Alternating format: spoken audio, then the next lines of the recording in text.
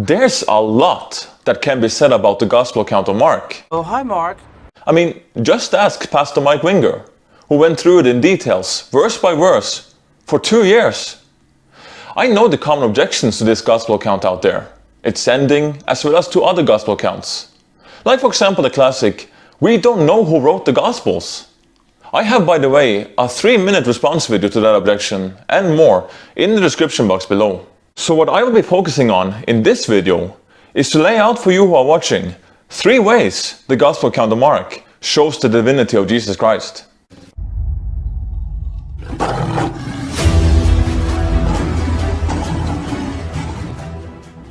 Though there are some scholars that believe Matthew's Gospel account was written first, the biggest majority believe that Mark was written the first.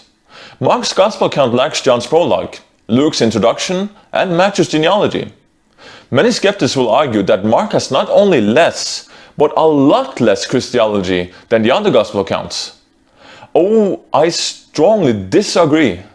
One of the reasons for this video, and again, remember, Mark is a shorter account, so of course that will have an effect on the amount of Christology as well. But also, the short and sweet approach is just how Mark likes to roll, wasting no time to tell his readers that Jesus is God in the flesh.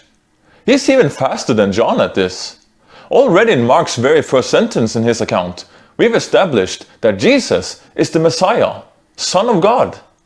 So for a skeptic, like an atheist or Muslim, who wants to use Mark's account to argue against Jesus' divinity, the very first sentence right there after Mark, pun intended, does not send the skeptic off to a good start of an internal critique. And Mark is just getting started. First way, God's acknowledgement of Jesus as the Son of God is included. We see this at his baptism, at the transfiguration, and his resurrection. Second way, how to phrase this? Jesus' independence of Mosaic regulations whenever he wanted. Only a figure like the Messiah, Son of God, could do that. Or an utterly madman. And you're going to run into some problems to try and argue the latter. So we have Mark recording the following. Jesus touching a leper, forgiving the sins of a paralytic, warning of Mosaic insufficiency and stating his own superiority, establishing his rule over the Sabbath, commissioning the 12 as his personal agents, not just some sort of representatives of Moses. We have Jesus replacing centuries of Jewish traditions with his own word, asserting his authority over Moses in the matter of marriage and divorce, clarifying the role of Old Testament leaders as his witnesses, offering the true meaning of Passover, and replacing the temple at his death. Third way, supernatural powers. Jesus does not only do exorcism of demons, who cries out, "You are the Son of God," when they see him, by the way. Driving out demons like this was also a power he was able to give his disciples.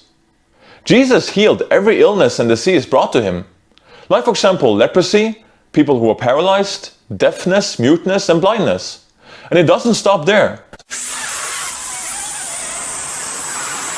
Mark also records how Jesus has divine power over nature, like calming the storm, walking on water, supernaturally multiplying physical resources to feed thousands, and the power to resurrect.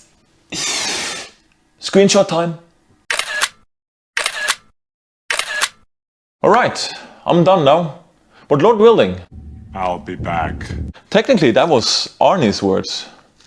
Yo, I forgot to tell them where they can financially support the channel and ministry if they want. And thanking them for watching and all that hashtag YouTube like, share, comment thing. Perhaps I should just roll the outro and stop pretending I'm talking to myself.